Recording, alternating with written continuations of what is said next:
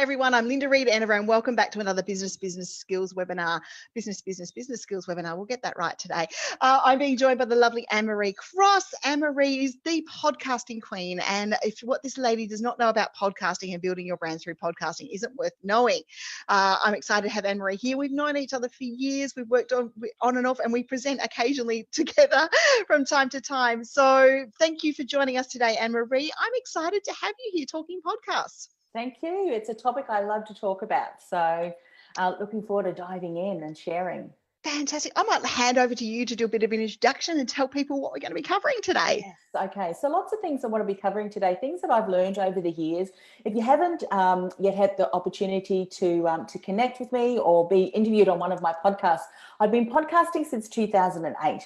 And that was back in the days where no one knew, or not many people knew what a podcast was. So thank goodness, fast forward 10 plus years on, we now have a lot more listeners, a lot more consumers, a lot more of our ideal clients now really leveraging that platform to get their content, which means as business owners, we've got an incredible opportunity to share our message, make a difference in the world, but also impact our business when we're leveraging that additional visibility and reach that we can achieve through our podcast. So some of the things that I want to share today and dive into, Linda, are some of the things that I've certainly learned. How do we start to leverage, listeners into leads and ultimately paying customers? That's something that I struggled with for many years, especially in my very first podcast that I did. It was a co-hosted podcast in the career space.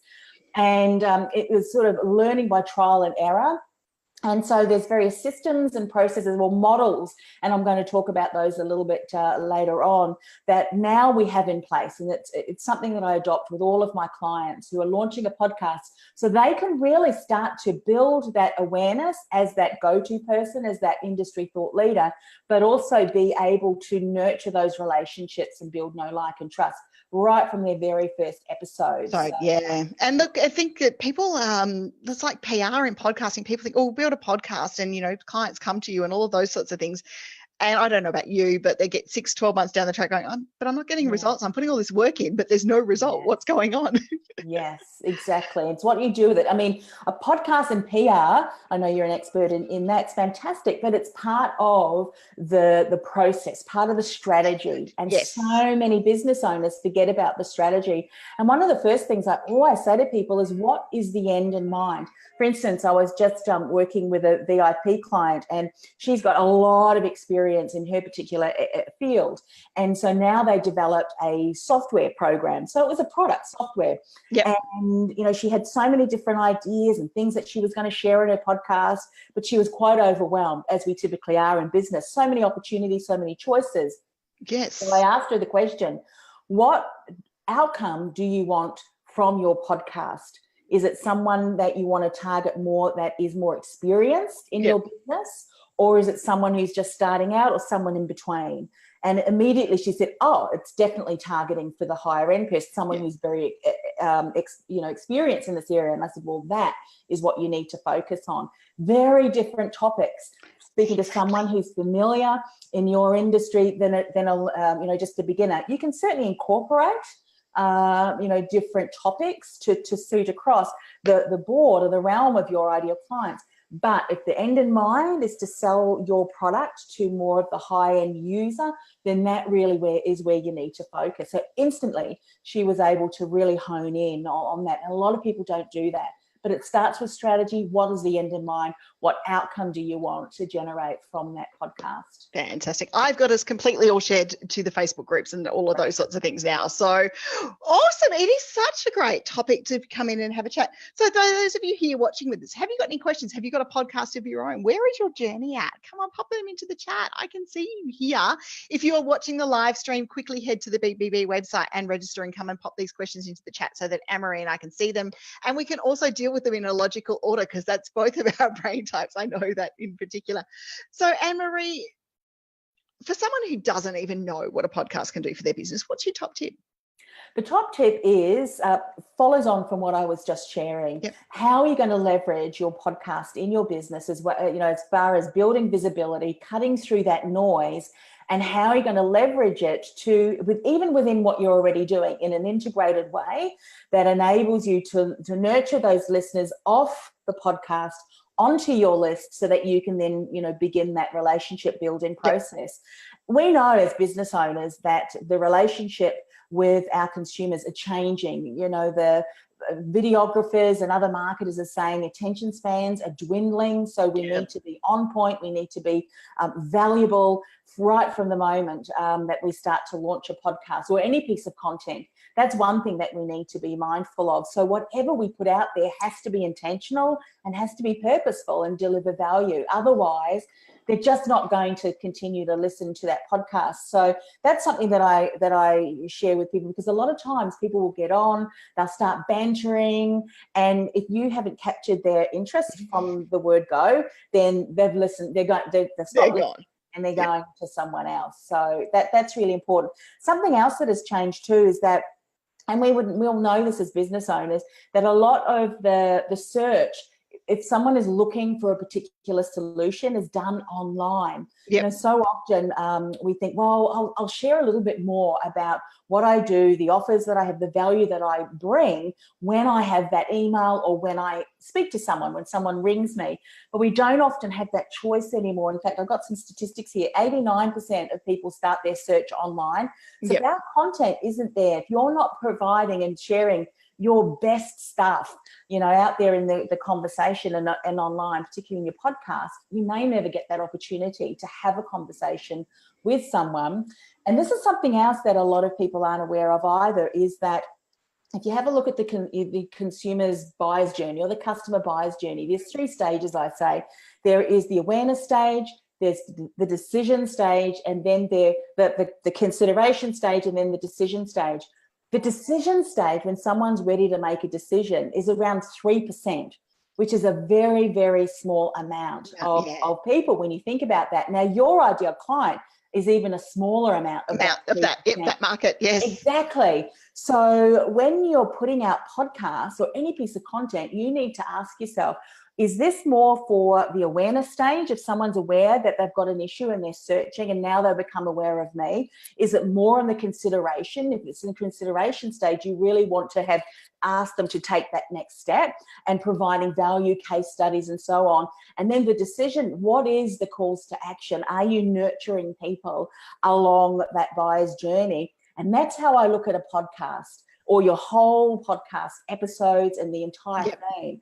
Are you creating content that is nurturing people throughout that customer buyer's journey? And when you set out with the intention, the strategy in that, then every single episode that you have continues to add value. If there's no randomness.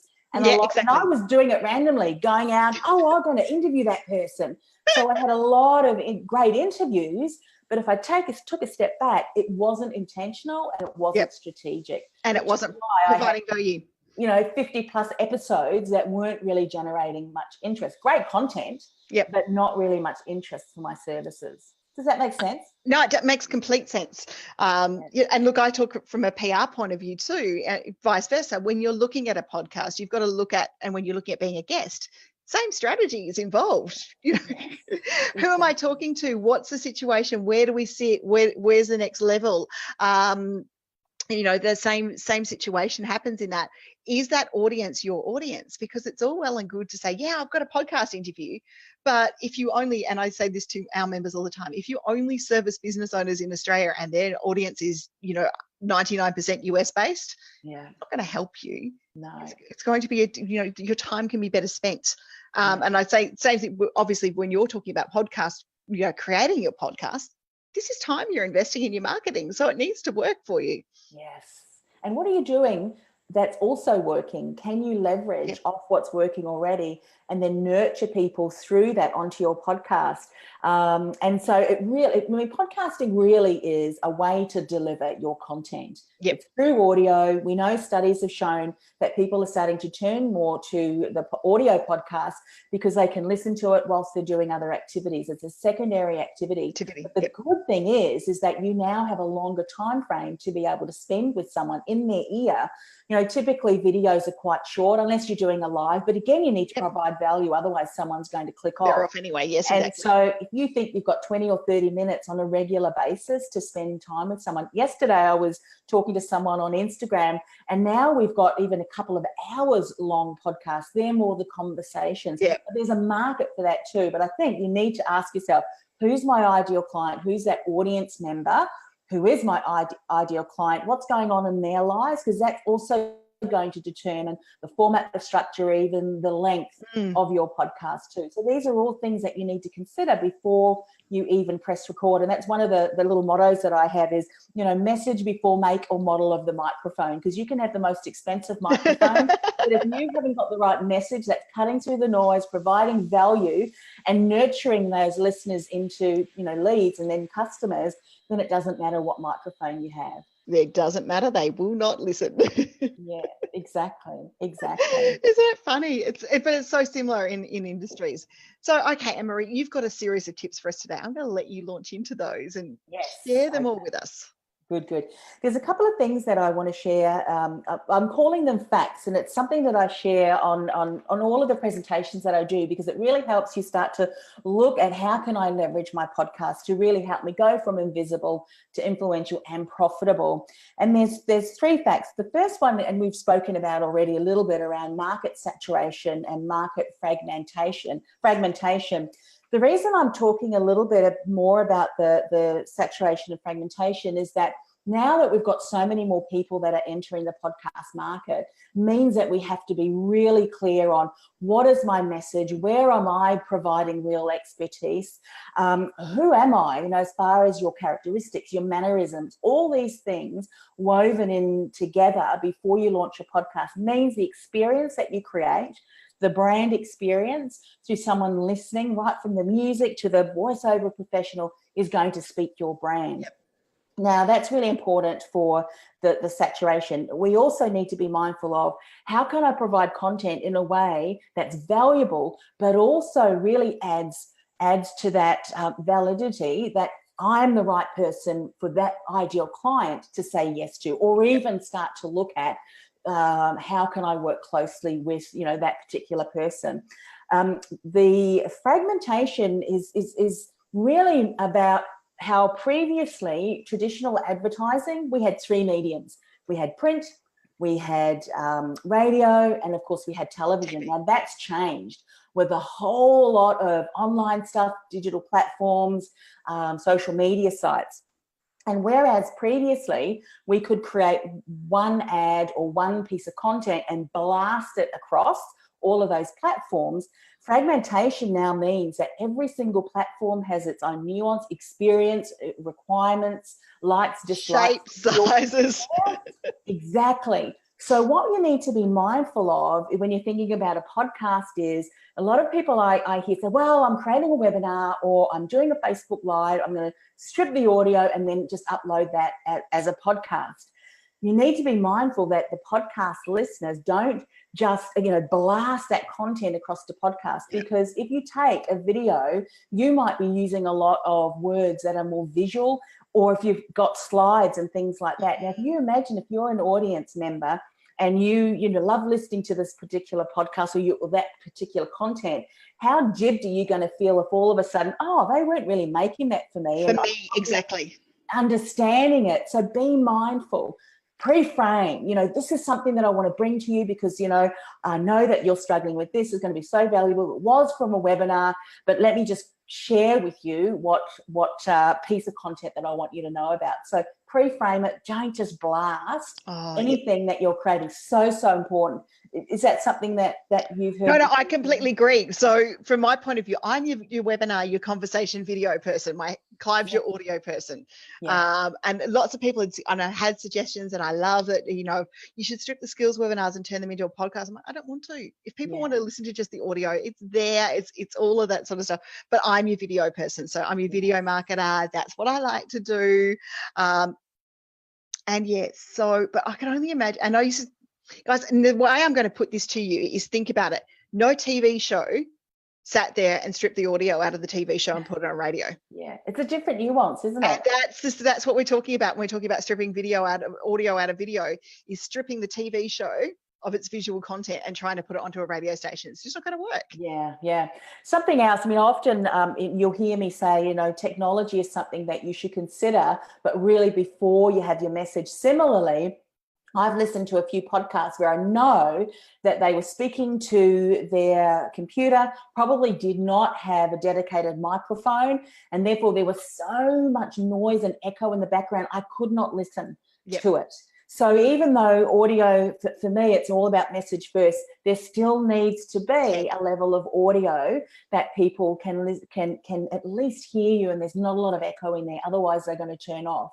So that's really important to consider. So think about that, fragmentation and saturation. How can you bring your message across in a way that people can see is beneficial for them and that they should listen? Something else. This is a study that was done by Havas Media Group. They interviewed, or they surveyed something like 375,000 people across 33 countries. It's a couple of years ago, but I think it's still relevant today. Yep. Now, let me just confirm. It was 84% of those people in the survey said that they expected brands, so that's you and I, business owners, to share content. But here's the statistic that I want to really hone in on. 60% of those 84% of people said that the content that was currently being shared was either irrelevant, poor, and provided no value. So sometimes as marketers or business owners, when we're not generating the results that we want, again with our podcast, what we consider, I need to do more, need to launch more. How do I promote? How do I get more audience? And that was a question that was asked for me once at a seminar. She said, I've launched 26 episodes and I've hardly got many listens and certainly no leads. How can I promote my podcast even further? And I said to her, what I would do is take a step back and ask yourself, what am I sharing already? How can I make that even more valuable? Can I hone in more? Do I need to niche more? So rather than increasing the frequency of your podcast or how many episodes you're doing or how much you're blasting that online to everybody, concentrate more on, is the quality of content providing value, relevant, or is it falling into the 60%? And I think a lot of us business owners need to look at the content that we're sharing. Absolutely. So that is an absolute must as well that you need to consider. And the third thing, which I'm calling a fact, is Edelman Trust Barometer. You might be familiar with that, yep. Linda. They do a study every year as to where is trust on a global scale. And it's interesting that the latest one, there's a 16-point difference between informed public and the level of trust versus the mass population, which goes to show that as business owners, we need to start to have more conversations and inform our community. And the Edelman Trust Barometer survey results also showed that the mass population and consumers, which is you and I, we actually expect CEOs of businesses now to participate in conversations, whereas previously was only more for government and so forth. You know how sometimes you see people, well, that's not for you to say you're a business, you're not government, but actually consumers want to know. And millennials, they are far more in touch with their values. Business owners, what do you stand for? What's your message? Yep. They will go out and support people who are like-minded and who've got, core values that align with theirs. So as business owners, as we're now seeing these millennials start to have more dollars to invest, we need to be out there sharing our story. What are your values? Are they coming across within your podcast? And a podcast is such a great way to inform and keep our community engaged. A great way to share our message. So that's something that's really important. But what's also important is you need to know, what's your mission? Yes. What are your values? What do you stand for? What's your purpose?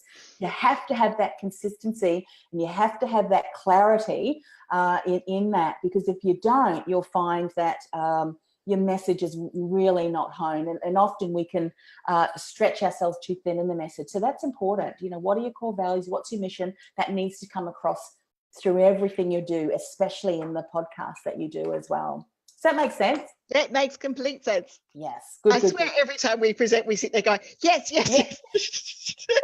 Yes, You exactly. should see Yes, Anne-Marie yes. and I when we're in workshops together. I think we just literally sit there in the back corner going, yep, yep. Yes, I think that's all I wanted to talk about, those things. Yeah, there. Great, great. So there's three models that I want to present, because that what I've just shared is absolute must. You must have those in place. Yep. And then that is going to guide you across the three models that I want to share. I'll share what they are, and then we'll dive deeper into each. There's what I call my podcast profit framework, the podcast profit formula, and the podcast profit pipeline. So those are the three models, if you will, that I use across all of the podcast, my own podcast, and how I'm now training all of my content and with my VIP clients. We'll start with the formula first. It's S plus T plus U equals I to the power of 3. So S plus T plus U equals I to the power of 3. S is something we spoke about already, is for strategy. Yep. T is for tactic. U is for you. Influence, yep. Impact, and income. Three words that we've heard always or before. Now, often what I see is either someone's got a really good strategy and they know about themselves, but they don't have a tactic, or they have a tactic and they have clarity around themselves, but they don't have the strategy. You need to have all of those three things to have the three I's. Mm-hmm. So strategy we've already talked about, but it really is, what is the goal in mind? What is it that you are really wanting to become known for? And I know a lot of us, I am guilty of this, loving lots of different topics, loving lots of I'm an endless learner, love learning.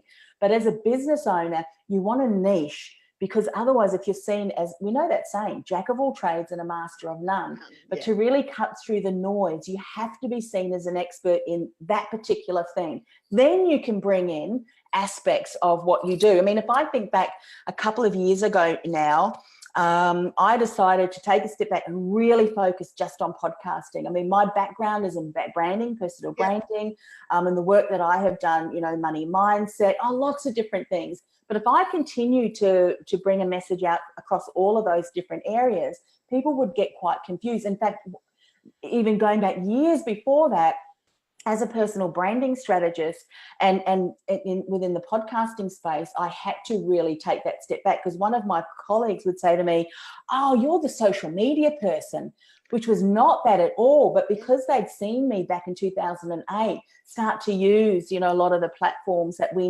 back then they thought Facebook was just a fad, and so they got me to speak a lot about the different platforms, and I didn't mind doing that. But I started to become known as that, and I really didn't want to. So we need to be mindful. What are we saying yes to as far as what we're speaking to? Similarly with your podcast, if you speak about all sorts of different topics, it could be, spreading your message too thin. So that needs to be really important. T is for tactic. The tactic that we're using now is what I'm calling the 3-part podcast series, which is your Thought Leader podcast series. It's 3 episodes, which you share your expertise. And so those are the 3 episodes that you start with. However, what you do is you create other resources with that. I'll give you, I've just completed mine because I was doing this for clients and thinking, this is working so well, I'm going to do one of my own. And so my 3-part podcast series plus a bonus is about thought leadership. So the first episode, dives into some of the common mistakes, some of the things you need to have in place. Episode 2 dives in a little bit deeper, and episode 3 takes it, on that journey. So it takes them through the journey, through a funnel and through information to building know, like, and trust. Trust's really important, but also showing, what you're talking about, but real value. And the way that you do that, you get people off your podcast to sign up for your podcast series, because you're nurturing them through, transcripts and other resources and things like that. And so that's what all of my clients are now doing. They're starting off with their 3-part podcast series. That becomes their irresistible signature giveaway. It's the call to action at the end of every podcast. It was I shared this once on a podcast as I was starting to put this together, this tactic. And I said, people are listening to podcasts because they love listening to podcasts. And so often the call to action could be, go and sign up for my video series, or go and get my ebook. But the thing is, when we're listening, and we have that continuity of how I'm consuming that content, give them something that they can listen to. And someone commented back and said, you know what, that's funny you should say that, because people have been saying, you got to do video, got to do video. So he changed his newsletter to be now more video. And he'd take a snapshot of an image of the video and then have people go from the newsletter to the video. And he got an email back from one of his subscribers and said, I signed up for this newsletter to get written content. I'm not clicking out and I'm not watching a long video. So he thought, oh, that's interesting. He polled his entire database. I think over 80% of them said, yeah, we're not watching videos. We sign up for your newsletter because we want to read the content quickly. And so that's something you need to consider. That's why I'm saying to people, if you're going to do podcasts or even podcast interviews, you want to have a call to action that is incorporating audio as part of that. And if you've got a podcast, get them to sign up, for your podcast series. So that's the tactic. You very much is what makes you different, what makes you unique, and if you're positioning yourself as that thought leader, the more niche you are, the more narrowed down you go. It's so important. A lot of coaches and consultants who I'm working with. Now, imagine if you're a life coach, but you're a life coach who works with middle-aged women. Okay, you can niche down even further. You're a life coach who works with middle-aged women who are suffering with insomnia. Now, that is a real niche because you know who she is, what she's struggling with, the other things that are going on in her life. So in a podcast, you can start to bring that to the conversation. You create content that is so relevant for her. So the guests that you're going to invite on your podcast can be other experts who are also speaking to middle-aged women. What are some of the other things that she's struggling with? Because you want to create a podcast that is a platform that she goes to every single week or every fortnight, however you're publishing your podcast. Similarly with a personal trainer, you might say, I'm going to start a podcast about personal training. But imagine if you're a personal trainer who worked with younger women. Okay, all right, so that's a niche. Yep. Younger women who have just had a baby. So she is now wanting to get back to, pre-baby stage. So the things that you share are going to be quite different if you're a personal trainer who was working with middle-aged women. Us women who may not be able to touch our toes as much as and these younger women who have just had a baby, we know what it's like. The last thing that you want to do is get up, and do some exercise when you've been up 3, 4 or 5 times. So the exercise and the structure of your podcast is going to be very different. So those are the things when you're talking about creating your distinctive brand on your podcast to become that thought leader. And often when you start to think about that, everything that you're sharing becomes so valuable. She or he is going to continue to share that with their community, because we know like-minded people hang out with like-minded people. And if you create content that way, that means less marketing and publicity you need to do because your audience is sharing that on your behalf. And then when you have that strategy in place, then that continues to build influence and impact. That's what my colleague and I did for the first 2 years. We just weren't able to monetize that. But if you've got that tactic, that call to action, that gets people on your list, that you start to nurture through that, customer buyer's journey, when they're ready to make a decision, because it's something that you've set up, and it works for you 24/7, 365 days a year. It clicks over. We don't have to wear ourselves thin because that's working in the background. People who are ready, that smaller percent from that 3%, they will start to give you a call because that's in your call to action in your, your follow-up sequence. Give me a call, go to this webinar. You've got that whole nurturing sequence in that funnel. So, so that's the strategy, which is the formula. Strategy plus tactic plus you equals income and the influence and impact.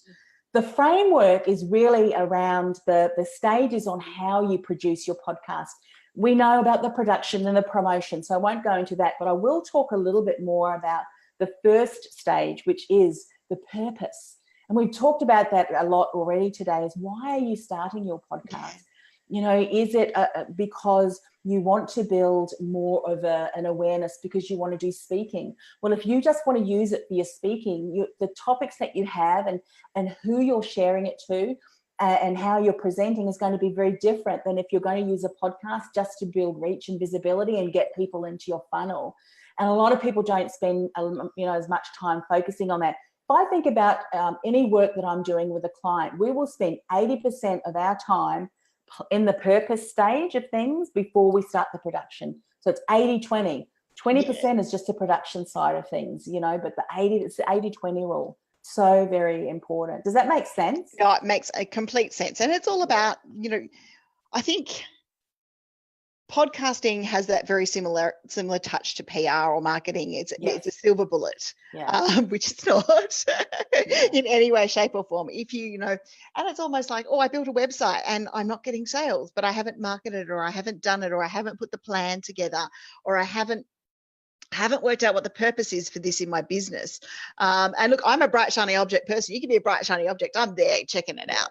But the thing I think that as business owners, and especially in the podcasting world, Anne-Marie, that I've noticed since just, you know, getting Clive's podcast to get, let alone anything else, is there's a bright, shiny object of I should be. And people go after all the I should be's, but don't get the system right. And don't get the implementation right of one of the should be's, because they're trying to do all the should be's at once. Yes. And that's where I know that I go, Anne-Marie knows what she's talking about. She's been doing this for years. And guys, you know, Anne-Marie, just like me, has admitted to where we are, that, you know, we all make mistakes in this game. We all make mistakes in the game of what we're doing. So bear that in mind. You know, it's not a bad thing to say, hey, I made a mistake and I did it the wrong way the first time around, because this is business. That's what we do. So, you know, and I think that's good. Oh, look, I've guys just put into the chat, guys, a link to Anne-Marie's podcasting course, because she's given all our BBB members the opportunity to take it at a 10% discount with the coupon code. So I'll pop that in for you as well today. But I think, Anne-Marie, what you've been saying is key. You know, it's about following the processes and procedures. And if you want to do this, I know it's, from my point of view, you want to do it, you can do it right.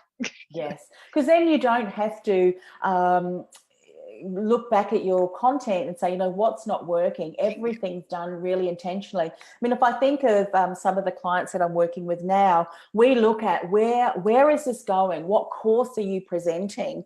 And I'm working with one client at the moment, and when we started, we really dove deep into this purpose stuff. We had a look at, where do you want to build that thought leadership? Who is your ideal client?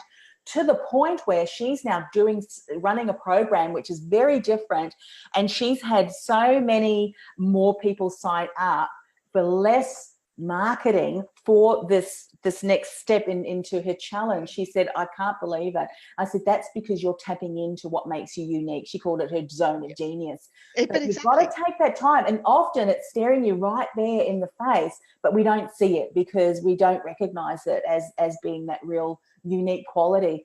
But when we take the time to be able to do that, and we incorporate that in everything that we do, in this instance, podcasting, it means that people from the get-go will come back. And I always say to people come for the topic. So listeners will come for the topic. They'll come back for the host. Yes. There are many podcasts that are out there that share the same content, have the same guests, but how you relate to that guest. And because you are the host, you are there that weaves the story together through the questions that you have, through the content that you share as people are sharing their expertise as well. You know, you keep that flow, and no one else can copy that. No one else can copy your laughter, can copy your, you know, wacky sense of humor. If that's something that's quite unique about you, incorporate that. Because people will try and emulate you, but they can't. What makes you unique and gifted is something that's very unique to you as well. So the framework, the podcast profit framework, is really the strategy, which of course starts with the purpose. And then the podcast profit pipeline, which I call the funnel. So there's the three things, you know, the framework, the formula, and the funnel, is really that process, that customer's journey. The 3-part podcast series can continue to be shared. One of the things that I'm now doing is going back to my 3-part podcast series and creating infographics on Pinterest, because here's something that I love to do things and then monitor. Women in Leadership podcast is a podcast that I started back 2015-16, and it was one that I started after a collapse of a business partnership. Long story, which I won't go into today, but I decided to start that podcast as a way. I thought, right, I'm going to bounce back from this, and I'm going to interview other incredible women and really learn and become inspired through their stories. And 3 podcasts in, and I was getting clients. They were ringing me, finding the podcast, ringing me, and said, "Can I?" And I thought, oh, well, that's not got my attention. But why I share Women in Leadership podcast, it was the only podcast that I have really spent time doing infographics from. Yep. And even today, from many years ago, I still get people who are pinning and sharing those infographics over on Pinterest for this podcast. And so now I'm doing that with far more, intense or being far more intentional. Infographics have so much power. So, repurpose, what are you doing? Just don't, because a lot of times what we do, and I'm guilty of this too, we create content and then we're off doing the next thing. Yes. Okay, wind it back a bit. So that's what I'm doing, infographics, creating little graphics that you continue to share, bring people back, because you're always getting this new audience as well. But if you've got the right content, you're sharing it in a way that engages with people, everything that you do continues to funnel people into that. And it just builds. Sharing. Yes, it does. And keep sharing it, because just because you record, and I can say this to people, just because you recorded a message, especially if it's an evergreen one 2 years ago, doesn't mean that the person found it 2 years ago. Doesn't mean that they won't relate to it today any differently to what you are. Some of my top performing videos on YouTube, and I'm gathering podcasting will be the same, relates to, and it's funny because it pops up in cycles. And you're like, oh, it must be that time of year again. Exactly. All of a sudden, this pops up in your, most watched chart. And the same thing with podcasting. If it's good, strong, evergreen content, when the audience member is ready for it, they will find it. Exactly. They sure will. I love what you've said in that, because it's so true. And so often we don't really take much notice in that. One of the things that I also say to people too is look also too with intention and purpose as to the guests that you're inviting to the show. I have had clients from, not that you set out to do this, of course, but when you're on purpose, and we'll use the word, zone of genius. I love to, if you're really focusing on your inner brilliance and what makes you unique, people will just want to start working with you. Yep. No matter what. I've had people that have hired me when we finished the podcast, can I talk to you? So I've ended doing voiceovers and podcast series, and it was kind of, but that's the thing, when you go out and you really set the intention of building relationships with people who are up to really good things, who are also speaking to your ideal client, and there's a certain alliance there, then the guests that you have on the show too are opportunities for becoming referral partners. And so if I think now to the previous ways that I was generating clients were, a lot of these podcasts, there's a lot of podcast companies that are now looking and seeking interview opportunities, and people are paying for that. Be wary of that, because the guests that are coming on your show, often in that instance, have paid someone to find them that guest spot, which is great. It's a great business model for sure. However, it also means that they're probably not really going to share your content. They want the visibility. So what I do is I look for other people who are really up to good things. So I will invite them. So I'm pretty much no longer just taking anybody on the show. I want to make sure, are they providing value for my audience? Are they looking and working with a similar audience member? Is there a possibility that we can leverage that relationship? Again, always being very intentional. And any of my Media Connection members or clients watching this, or PR clients, this is why I say you need to share your media wins. Because regardless of whether it's publicity, whether it's a podcast interview or any sort of publicity, if you don't share it, if you're not a good source, you're not getting an invite back. Yes. It's about how did that react with, because, and especially with all the stats we get nowadays, Anne-Marie, because, I know it as well as you do, we get to see what works. We get to see what was shared. And if you don't share it, and it's, if you're using social programmers, guys, it's not hard. It's not hard. And then you jump into the groups and you say, I got a media win, or I did that sort of stuff. And if you're a Media Connections member, if you let us know you got a media win, we'll share it for you as well. So that's vice versa. It's all about making sure that those things happen. But if you do not share your media wins, if you do not thank your podcast host, it's rude. It's downright rude. Sorry. I'm going to call it as. But as you say, it's a great opportunity because we, as hosts, we are interviewing a lot of people, and the people who stand out, I will recommend. Or if I know that they're an expert in their field and really up to great stuff, they're people that I would recommend. Often when people are reaching reaching out. Do you know someone who does X, Y, and Z? Yep, They're exactly. on the top, of my list. So yeah, so be mindful of that too, because people that you have on your show as a guest could be potential alliance partners. Not that you set out that way, because ultimately you want to provide value. No. But that's certainly an opportunity. As one of my bosses used to say to me, the next candidate could become the next client. Yes. Same way around. The next guest could become the next client. You just never know where your next client is coming from. Yes, so true, so true. You know how the days when we used to love newsletters, but now our inboxes. I mean, if I think back to my career days, there may have been someone that has been on my list for over 18 months. I still recall an email. Yep. Been getting this newsletter. It was a weekly one. I'm now ready to make that decision. Yes. I'm now ready to change careers. Mm-hmm. Similarly with a podcast, I've been listening to your podcast for ages. I'm now ready to take that step. I had a client start with me at the start of the year, same situation. I've been following you for this long, but I'm now ready. Yes. The journey isn't, each business owner's journey, each potential client's journey is their own journey, and it's not, we can't decide when they're going to be ready to buy. Yeah. We can right. provide them with the resources to do so. Exactly. And you probably find this too, Linda, is that as business owners, we launch something and if we don't get the results that we'd hoped or that we expected, we go to the next one. But you know what? You might have been just at that cusp. You've got to keep going. If you're getting one or two comments and people are, I love that, and then continue to do that. Maybe tweak a little bit, but see what's generating the best results, and then start incorporating that into the content. I say to my team, because Anne-Marie, you would remember the days in marketing where we used to type things and we'd send it via post or via fax. That wasn't as responsive as email or an instant blast, or my podcast went live and it's been up for 4 minutes and it hasn't had a listen yet.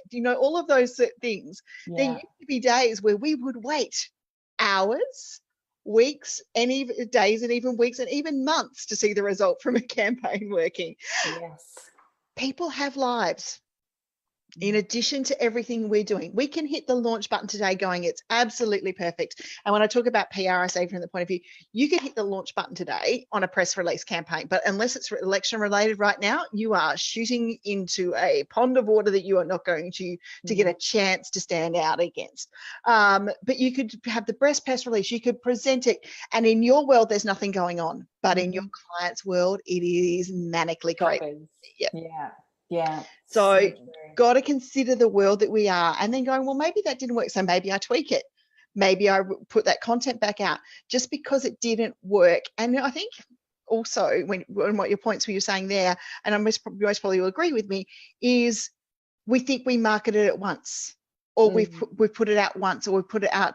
It's 7 to 8 touches to get a client to buy from you. Yeah. And that's just to get them into the talking component to buying from you. So bear that in mind, guys. It's not just putting out once and it didn't work. It's putting it out consistently. Yeah, over and over. I have never had anybody yet say to me, oh, we've heard that before. But you know what? I'm just going to say, great, it's so important. Yeah, exactly. And have you taken action on it? How many times as business owners, we can listen to something, or even a TV show, we can listen to something or watch something over and over and over. And every time, oh, did they say that? I had no idea.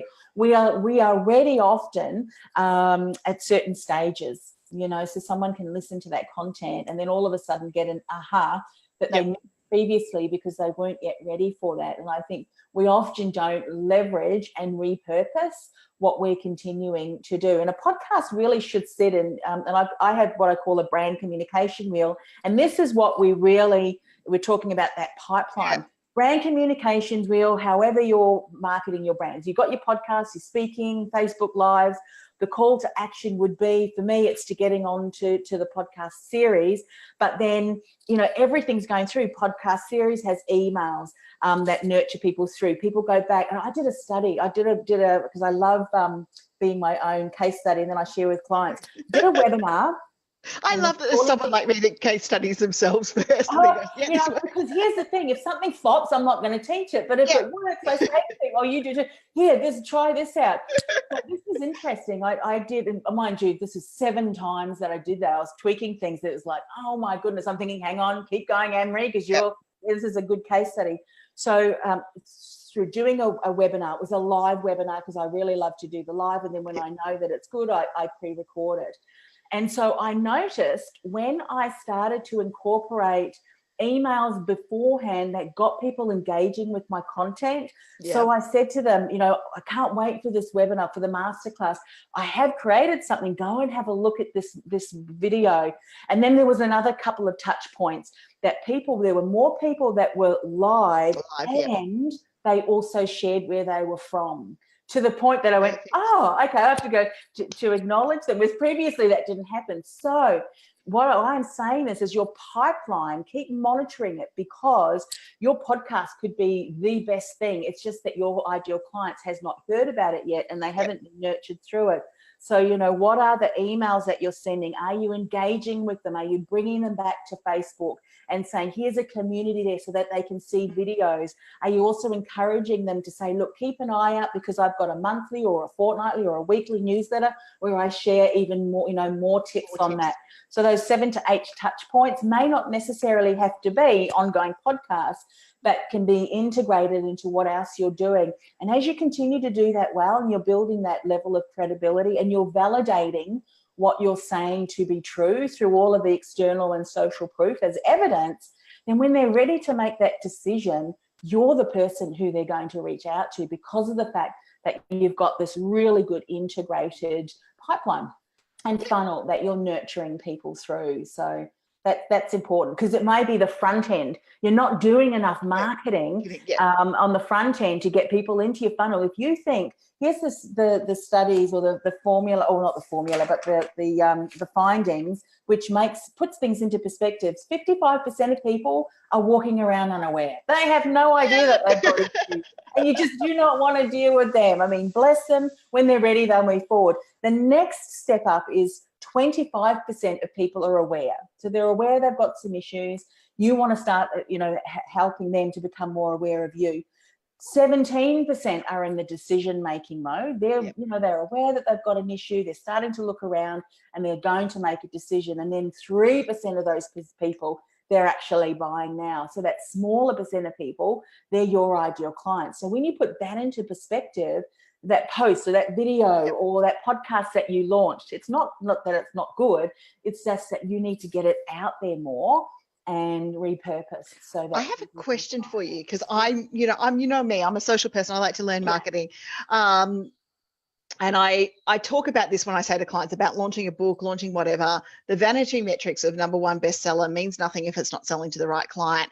And I've always said the same thing with podcast listens. It doesn't matter if it's not reaching your right audience, because you can have 10,000 listeners, great.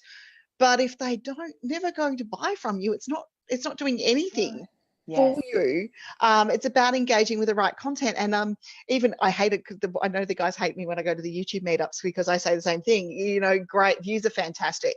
Yeah. But I only want business owners who are looking to work with me. So true. It's so true.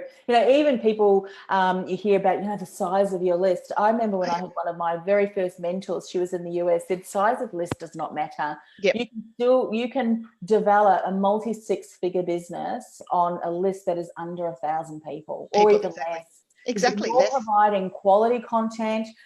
You're an expert in your field and you're providing value, and you've got that really good nurturing funnel. People will reach out to you, and that's so true. I say to people, don't be put off by numbers. Yep. You could have millions of listeners, and I've even heard of podcasters who had the millions of listens, but when they started, they didn't have a purpose. Yep. Both of their businesses were different, and they weren't able to leverage. They had great content, people loved it, but they weren't able to generate any income from that. So it's true. It's really interesting, because I watched the conversation about, I've hit this milestone, I've hit that milestone, or I've got to get to this milestone. I'm like, man, you guys are putting so much pressure on yourselves. Why are you doing that? Oh, that's right. And you know what? You can have a small amount of listens, but if those people are highly engaged and they're sharing your content and they're reaching out to you, then that is the main. I'd much rather 5 people listen and 4 of them buy than 500 people listen exactly. and 5 of them Remember, buy. we all know and have heard of BNI. This is a great example I heard years ago.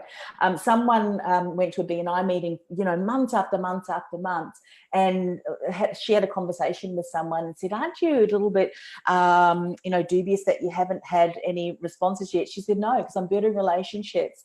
And she said, and I know, and this did happen, one contact and her nurturing was over $500,000 in worth of business. Yeah, so she said, that is so worth it. So if you put that into vanity metrics, one client, one person, over $500,000, so, and that's the same, that one listener could be a high level client for you. So focus on that first. Focus on that. The yes vanity. Yes, vanity metrics are lovely, but they don't bring in dollars. Yes, exactly. And how are you leveraging that? I mean, obviously, if there are some things that you are generating, so opportunities for speaking, or you might have won an award for the information that you're sharing, then fantastic, use that. But you would know as being in PR that is validity, and building that know, like, and trust through that social proof. How are you incorporating that into your content sharing? Wow. Okay, guys, has anyone got any questions for Anne-Marie and myself today? We've covered so much. From the point of view, guys, if you're wanting to know more about podcasting, literally, if you haven't joined Anne-Marie and found her on Facebook yet, then find her on Facebook. The Podcasting with Purpose course is definitely one I suggest you have a strong look at. And you're doing a workshop, did I hear? Yes, I decided I am going to get out from behind the microphone and out in person, although we are doing an online one. So if you want to check that out, it's just podcastingwithpurpose.com/workshop, and then let us know that you've heard from us or about us from the BBB community. Yeah, so guys, look, seriously, take a look at the opportunities of getting to work with Anne-Marie a little bit further. It has been great to have you online, and even if we can only catch up this way, it is good to see you all there. For those of you who are joining us for skills webinars next week, we have Doyle Bueller coming to talk about digital strategies and selling more online. So ties in very well with Anne-Marie this week. So Doyle's coming to join us next week. It could be Clive hosting you rather than myself, because I will just get back the night before, in the early hours of Monday night from Artful. So I'm saying that I might be awake with coffee in hand. I'm not guaranteeing it, is what I'm saying. So Doyle and Clive, or Doyle and myself, will be talking digital marketing. For those of you in Melbourne, the Blogging for Business workshop is coming up on the 31st of May as well, where we are going to delve into the nuts and bolts of how to put a blog post together for your business. There is lots more on the business skills page, so business.com.au/skills for you to find out.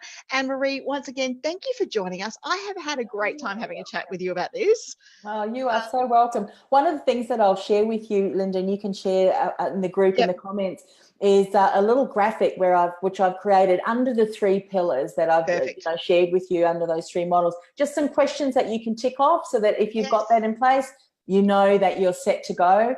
And when you launch your podcast, you know that you've got right content, right message, and right strategy in place to be able to nurture those listeners into leads and paying customers.